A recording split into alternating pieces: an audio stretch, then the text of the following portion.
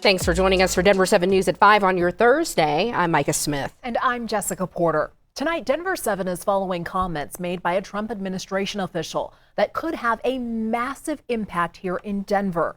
In multiple interviews on Fox News, Homeland Security Secretary Markwayne Mullin said the administration is working on plans to halt international flights at airports in so-called Democratic sanctuary cities that refuse to comply with federal immigration enforcement. This is in response to a situation happening right now at an ICE facility in New Jersey. The Trump administration considers Denver one of these sanctuary cities, despite Denver never calling itself one.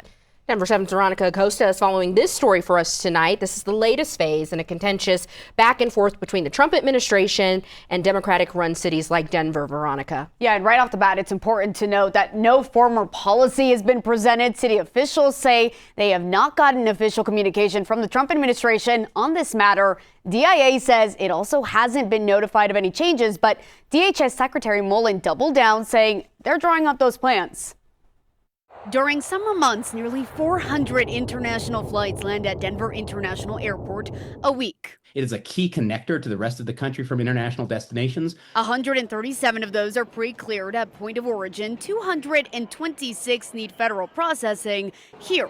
That means thousands of travelers going through DIA every single week are at risk after Department of Homeland Security Secretary Markwayne Mullin said the administration is working on plans to halt international flights at airports in so-called Democratic sanctuary cities that refuse to comply with federal immigration enforcement. Fundamentally, if this came to fruition, it would be a shutdown of international flights into Denver International Airport, which is a major economic driver for both Denver, for Colorado, and for the country. Skylar McKinley with AAA says if this happens, there are protocols and procedures in place to give all travelers time to react. What travelers could be impacted by something like this? This would be all travelers coming into Denver International Airport on an international flight, regardless of your individual citizenship status or otherwise. And despite the city of Denver never officially calling itself a sanctuary city, President Trump has labeled it one since his first administration. It is a coercion measure to try to kind of scare states into either falling in line and cooperating in other ways with DHS and ICE. Jasmine Chavez, an adjunct professor at MSU Denver, says this move is a tactic,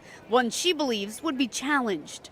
A statement from DHS referring back to Secretary Mullin's comments saying plans are in the works to say, quote, in sanctuary cities where the local radical left Democrats aren't allowing us to do our job and enforce federal laws, we shouldn't be processing international flights into their cities either. DIA says it's been given no notice of any changes. The mayor's office saying in part, quote, considering Denver International Airport receives hundreds of international flights and thousands of travelers a week, we doubt this is a road the federal government really wants to go down. A back and forth, potentially putting international travelers here in limbo.